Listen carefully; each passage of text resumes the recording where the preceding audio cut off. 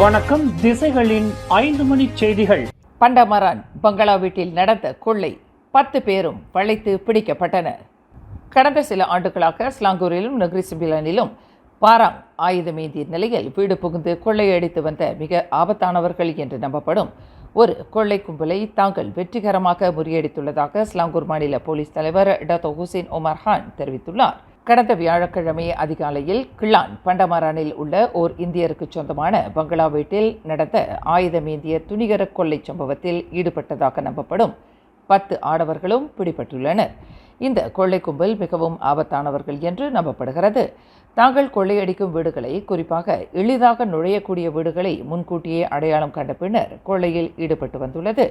சம்பந்தப்பட்ட கும்பல் பிடிபட்டது மூலம் அந்த பங்களா வீட்டிலிருந்து களவாடப்பட்ட விலை உயர்ந்த சாமி சிலைகள் உட்பட பல பொருட்களை போலீசார் பறிமுதல் செய்துள்ளனர்.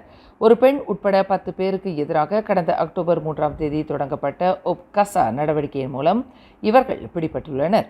23க்கும் 46க்கும் இடைப்பட்ட வயதுடைய அவர்கள் தற்போது தடுத்து வைக்கப்பட்டு விசாரணை செய்யப்பட்டு வருவதாக டத்தோ ஹுசேன் ஒமர் குறிப்பிட்டார். சிங்கப்பூர் முன்னாள் போக்குவரத்து அமைச்சர் எஸ் ஈஸ்வரன் உயர்நீதிமன்ற உத்தரவுக்கு ஏற்ப 12 மாத சிறை தண்டனையை அனுபவிப்பதற்கு இன்று திங்கட்கிழமை சிறைச்சாலைக்கு கொண்டு செல்லப்பட்டார். தனக்கு விதிக்கப்பட்ட தண்டனையை எதிர்த்து மேல்முறையீடு செய்யப்போவதில்லை என்று 62 வயது ஈஸ்வரன் அறிவித்துள்ளார். ஒரு அமைச்சர் என்ற முறையில் நான் தவறு செய்துள்ளேன். அந்த செயலுக்கு நானே முழு பொறுப்பேற்று சிங்கப்பூரியர்கள் அனைவரிடமும் பகிரங்க மன்னிப்பு கேட்டுக்கொள்வதாக அவர் தெரிவித்தார். லஞ்ச ஊழல் குற்றத்திற்காக ஓராண்டு சிறை தண்டனைக்கு ஆளாகியுள்ள ஈஸ்வரன் தொடர்புடைய வழக்கு சிங்கப்பூர் அரசியல் வரலாற்றில் பதிவான முக்கிய சம்பவங்களில் ஒன்றாகும். சிங்கப்பூர் அரசு பணியாளர்களும் அரசியல்வாதிகளும் தங்கள் நன்னடத்தையிலும் நேர்மையிலும் கடைபிடிக்கப்பட வேண்டிய நற்பண்புகளுக்கான உறுதியான நிலைப்பாட்டை உலகிற்கே வலியுறுத்தும் வகையில் ஈஸ்வரன் சம்பந்தப்பட்ட வழக்கின் தீர்ப்பு அமைந்தது. சிங்கப்பூரின் அரசாங்க அமைப்பும் அரசியலும் ஊழலற்றதாக விளங்க வேண்டும் என்று பிரதமர் லாரன்ஸ் வாங் கடந்த அக்டோபர் 3ஆம் தேதி ஈஸ்வரனுக்கு அளிக்கப்பட்டுள்ள தீர்ப்பு குறித்து கருத்துரைத்துள்ளார். ஜொகூர் மாநிலத்தில் வார விடுமுறையாக சனி மற்றும் ஞாயிற்றுக்கிழமை ஆகிய 2 தினங்களுக்கு ஒருங்கிணைக்கப்பட்டுள்ளது. இதன் அமலாக்கம் அடுத்த ஆண்டு முதல் அமலுக்கு வருவதாக ஜொகூர் மந்திரி பசார் டத்தோ ஆன் ஹாஃபிஸ் காசி அறிவித்துள்ளார். சனி ஞாயிறு விடுமுறையில் அரசாங்கம் மற்றும் தனியார் துறையைச் சேர்ந்த 19,04,800 தொழிலாளர்கள் சம்பந்தப்பட்டுள்ளதாக அவர் குறிப்பிட்டார். ஜொகூர் மாநிலத்தில் தற்போது வார விடுமுறை வெள்ளி மற்றும் சனி ஆகிய 2 தினங்களுக்கு கடைபிடிக்கப்பட்டு வருகின்றது. நடப்பு விடுமுறையை சனி மற்றும் ஞாயிற்றுக்கிழமைக்கு அங்கீகரித்துள்ள மாமன்னர் சுல்தான் இப்ராஹிமிற்கு நன்றி தெரிவித்துக் கொள்வதாக மந்திரி பசார் கூறினார். கடந்த சனிக்கிழமை ஜொகூர் கூத்தத்திங்கியில் நடைபெற்ற 2024ஆம் ஆண்டுக்கான பேன் ஏஷியா அனைத்துலக ஓட்டப் போட்டியில் ஆண்களின் கண்களை உறுத்தும் வகையில் பெண்களின் ஆடைகளை அணிந்து ஆபாசமாக நடந்து கொண்ட குற்றத்திற்காக 2 அந்நிய நபர்களுக்கு கூத்தத்திங்கி மேஜிஸ்ட்ரேட் நீதிமன்றம் இன்று தலா 5000 வெள்ளி அபராதம் விதித்தது. தைவானைச் சேர்ந்த 66 வயது ஆத்தவாங் மற்றும் இந்தியாவைச் சேர்ந்த 70 வயது பிரசாத் பப்போலி என்ற அந்த 2 நபர்களும் தங்களுக்கு எதிரான குற்றத்தை ஒப்புக்கொண்டதை தொடர்ந்து மேஜிஸ்ட்ரேட் நூர் கலீடா ஃபர்ஹானா அபுபக்கர் இத்தண்டனையை விதித்தார். அபராத தொகையை செலுத்த தவறினால் 1 மாத சிறை தண்டனை விதிப்பதாக தமது தீர்ப்பில் மேஜிஸ்ட்ரேட் தெரிவித்தார். பங்கராங் மாவட்டத்திற்கு உட்பட்ட ஜலான் டெசாரு ஜலான் உத்தாமாவில் உள்ள லோட்டஸ் டெசாரோ ஹோட்டல் வளாகத்தில் அவ்விருவரும் இக்குற்றத்தை புரிந்ததாக நீதிமன்றத்தில் தெரிவிக்கப்பட்டது. மலேசியாவின் கலாச்சார கூறுகள் பற்றி தங்களுக்கு தெரியாததால் இவ்வாறு நடந்து கொண்டதாக பணி ஓய்வு பெற்றவர்களான அவ்விருவரும் நீதிமன்றத்தில் மன்னிப்பு கோரினர். தேசிய தோட்ட தொழிலாளர் சங்கம் ஸ்லாங்கூர் மாநில கிளை ஏற்பாட்டில் 2024ஆம் ஆண்டுக்கான தேசிய தின ஒன்று கூடும் நிகழ்ச்சி நேற்று ஞாயிற்றுக்கிழமை பத்தாங் பர்ஜுந்தாய் சுங்கரம்பாய் யூஹி ஸ்வாலோ சிட்டி உணவகத்தில் வெகு சிறப்பாக நடைபெற்றது.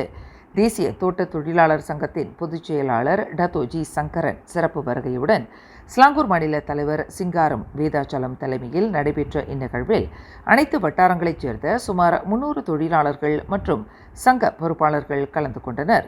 கொலஸ்லாங்கூர் நாடாளுமன்ற உறுப்பினரும் சுகாதார அமைச்சருமான டத்துஸ்ரீ டாக்டர் ஜல்கெஃப்லி அஹ்மட்டின் அரசியல் செயலாளர் சிவபாலன் கலந்து கொண்டு சிறப்புரையாற்றினார். சிங்காரம் தமதுரையில் 1957ஆம் ஆண்டு நாடு சுதந்திரம் பெற்ற பின்னர் தோட்டங்களில் வெள்ளைக்கார முதலாளிகள் தலைமையேற்ற அக்காலகட்டத்திலும் தற்போதைய சூழ்நிலையிலும் தோட்ட தொழில்துறை எவ்வாறு உள்ளது என்பது குறித்து மிக விரிவாக பேசினார். சங்கத்தின் பொதுச் செயலாளர் டத்தோ ஜி சங்கரன் தமதுரையில் இன்றைய காலகட்டத்தில் தோட்ட தொழிலாளர்களுக்கு முதலாளிமார்கள் நியாயமாக வழங்க வேண்டிய சம்பளம் குறித்து உரையாற்றினார். கொரோனா நோய் தொற்று பரவியிருந்த காலகட்டத்தில் கூட தோட்ட தொழிலாளர்கள் கடமையில் ஈடுபட்டுள்ளனர். இதனை கருத்தில் கொண்டு தொழிலாளர்களுக்கு நியாயமாக கிடைக்க வேண்டிய சம்பள உயர்வு குறித்து பரிசீலிக்கப்பட வேண்டும் என்று அவர் கேட்டுக்கொண்டார். அத்துடன் தோட்ட தொழிலாளர்களின் சம்பள உயர்வு விவகாரத்தில் அரசாங்கமும் கண்டு காணாததை போல் இருந்து வருவது வருத்தத்தை அளிக்கிறது என்று டத்தோ சங்கரன் சுட்டிக்காட்டினார். சங்கத்தின் நிர்வாக செயலாளர் ஏ நவமுகுந்தன் சங்கத்தின் வளர்ச்சி குறித்து பேசினார். விருந்துடன் கூடிய இந்நிகழ்வில் பணி ஓய்வு பெற்ற 3 தோட்ட தொழிற்சங்கவாதிகளான புகித் தஹார் குமார், தென்னமரம் ஆயில் மில் ஆறுமுகம் மற்றும் குரூப் ஆஃப் எஸ்டேட்டைச் சேர்ந்த பத்துமலை ஆகியோருக்கு சங்கத்தின் பொதுச் செயலாளர் டத்தோ சங்கரன் பொன்னாடை போர்த்தி மாலை அணிவித்து சிறப்பு செய்தார்.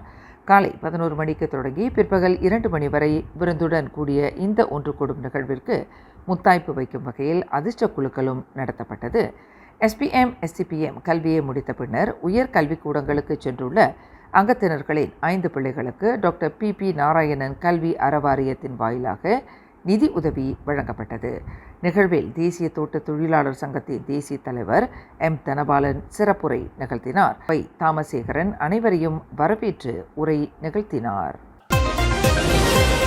கோலாலம்பூரில் உள்ள உயர்நிலைப்பள்ளி ஒன்றில் மாடியிலிருந்து கீழே குதித்து தற்கொலை செய்து கொண்ட தமது மகள் பகடிவதைக்கு ஆளாகியதாக கூறப்படும் குற்றச்சாட்டை அந்த பெண்ணின் தந்தை மறுத்துள்ளார். அதேவேளையில் தாம் பகடிவதையினால் இந்த முடிவை எடுத்துள்ளதாக ஏற்கனவே பதிவு செய்யப்பட்ட காணொளி ஒன்று சமூக வலைத்தளங்களில் வைரலாகி வருகிறது. அந்த காணொளியில் பேசுகின்ற பெண் தனது மகள் அல்ல என்பதையும் அவர் தெளிவுபடுத்தியுள்ளார். மகளின் மறைவினால் மிகவும் துன்பத்தில் இருக்கும் தங்கள் குடும்ப உறுப்பினர்களுக்கு மேலும் மனவலியை கொடுப்பதற்கு இதுபோன்ற வீடியோ காணொளிகளை வெளியிட வேண்டாம் என்றும் மிக உருக்கமான வேண்டுகோளை அந்த தந்தை விடுத்துள்ளார். தீபகற்ப மலேசியாவைச் சேர்ந்த பெண் மருத்துவர் ஒருவர் சபா லஹடத்து அரசு மருத்துவமனையில் பணியாற்றி வந்த காலகட்டத்தில் பகடிவதையினால் தற்கொலை செய்து கொண்டதாக கூறப்படும் சம்பவத்தை விசாரணை செய்வதில் தாங்கள் காலதாமதம் காட்டியதாக கூறப்படும் குற்றச்சாட்டை சுகாதார அமைச்சு மறுத்துள்ளது.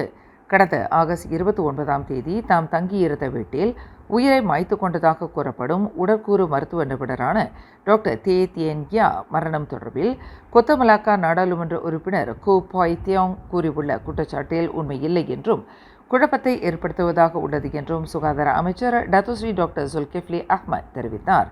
இப்படி ஒரு சம்பவம் நிகழ்ந்தவுடனேயே சுகாதார அமைச்சு உள் அளவிலான விசாரணையை முதலில் தொடங்கியதாக அவர் தெளிவுபடுத்தினார். அந்த மருத்துவ நிபுணர் மரணம் தொடர்பில் உண்மை நிலவரத்தை அறியாமல் ஆருடம் தன்மையிலான குற்றச்சாட்டுக்களை கூற வேண்டாம் என்றும் அவர் வலியுறுத்தினார். போலீஸ் அதிகாரிக்கு 18,000 வெள்ளி லஞ்சம் கொடுத்ததாக உணவக உரிமையாளர் ஒருவர் ஜோகூர் பாரு செஷன்ஸ் நீதிமன்றத்தில் இன்று குற்றம் சாட்டப்பட்டார். 51 வயது சியோ போ கியோங் என்ற அந்த உணவக உரிமையாளர் கடந்த ஜூன் 19ஆம் தேதி பசிர்குடாங் தமான் அயர் பீருவில் இக்குற்றத்தை புரிந்ததாக நீதிமன்றத்தில் தெரிவிக்கப்பட்டது. எனினும் தனக்கு எதிரான குற்றச்சாட்டை மறுத்து அந்த வர்த்தகர் விசாரணை கோரியதால் அவரை 5,000 வெள்ளி ஜாமீனில் விடுவிக்க நீதிமன்றம் அனுமதி அளித்தது. மேலும் செய்திகளை தெரிந்து கொள்ள கீழே இருக்கும் பெல் பட்டனை அழுத்துங்கள். உங்கள் மகிழ்ச்சியை வெளிப்படுத்த லைக் மற்றும் ஷேர் செய்யுங்கள். தொடர்ந்து திசைகளோடு இணைந்திருக்க சப்ஸ்கிரைப் செய்யுங்கள்.